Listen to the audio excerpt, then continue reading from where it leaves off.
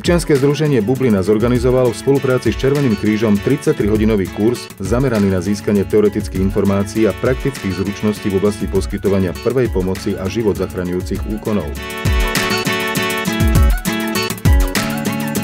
Víkendový výchovno-vzdelávací pobyt pre deti z detských domovov, mladých dospelých, detí zo sociálne slabšieho prostredia a dobrovoľníkov občianskeho združenia Bublina. Jeden z miniprojektov pod názvom A teraz čo? Bol zameraný na získanie vedomostí a zručností z oblasti poskytovania prvej pomoci. Miniprojekty A teraz čo? Stretnutia na pôde detského domova so zameraním na získanie teoretických a praktických informácií a zručností o poskytovaní prvej pomoci. Ako správne zavolať pomoc? Ktoré sú dôležité telefónne čísla? Nácvik poskytovania prvej pomoci, ošetrovanie rán, obväzové techniky a nácvik na figurínach v spolupráci s Rescue zdravotnou službou.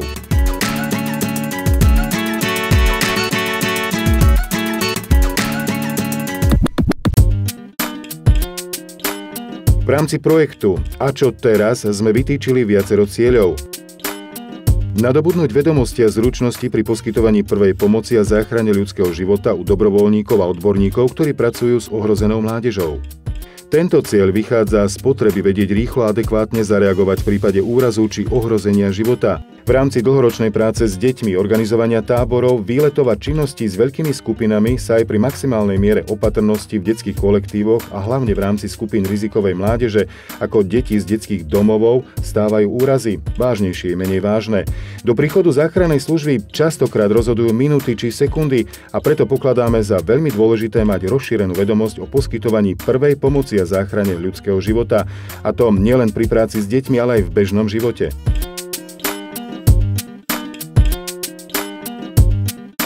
Nadobudnúť vedomosti a zručnosti pri poskytovaní prvej pomoci a záchrane ľudského života u detí zo sociálne slabšieho prostredia, to znamená u detí z detských domovov, krízových centier, sociálne slabších rodín.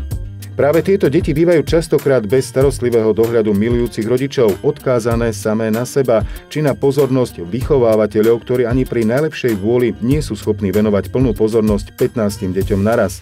Staršie deti sa starajú o mladšie, nahrádzajú im dospelé vzory, zastávajú funkciu rodičov či vychovávateľov. Častokrát sú to práve deti, ktoré sú pri zraneniach svojich kamarátov ako prvé a iba veľmi málo z nich vie adekvátne zareagovať.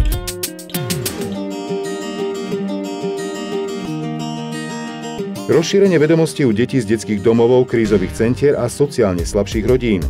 Tento cieľ sme si určili na základe dlhoročných skúseností s našou cieľovou skupinou. Takmer 85% detí z detských domovov navštevuje špeciálne školy. Vedomosti týchto detí po ukončení povinnej školskej dochádzky sú veľmi chabé. Ak vôbec skončia praktickú strednú školu alebo odborné učilište, majú v rukách výučný list, ale častokrát nevedia ani malú násobielku. V rámci projektu A čo teraz by sme chceli rozšíriť ich vedomosti, a to práve v tak dôležitej téme, ako je záchrana ľudského života. Pravdepodobne nebudú zastávať funkciu vo vyššom manažmente, ale budú vedieť, na aké číslo treba zavolať v prípade, že sa stali svedkom autonehody. Veríme v to, že raz aj poskytnú prvú pomoc. Budovanie sebahodnoty, pocitu výnimočnosti a zdravých návykov u detí z detských domovov, krízových centier a sociálne slabého prostredia. Absolvovaním víkendového pobytu zameraného na získanie vedomostí a zručností pri poskytovaní prvej pomoci a záchrane ľudského života deti nenadobudnú len šancu vedieť zareagovať, podať prvú pomoc, prípadne zachrániť ľudský život.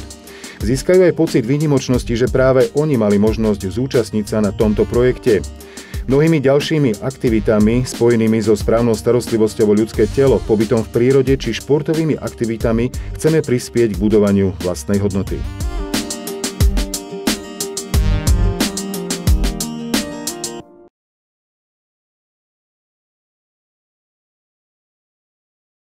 Projekt A teraz čo? Vznikol za finančnej podpory nadačného fondu Telekom pri nadácii Pontis.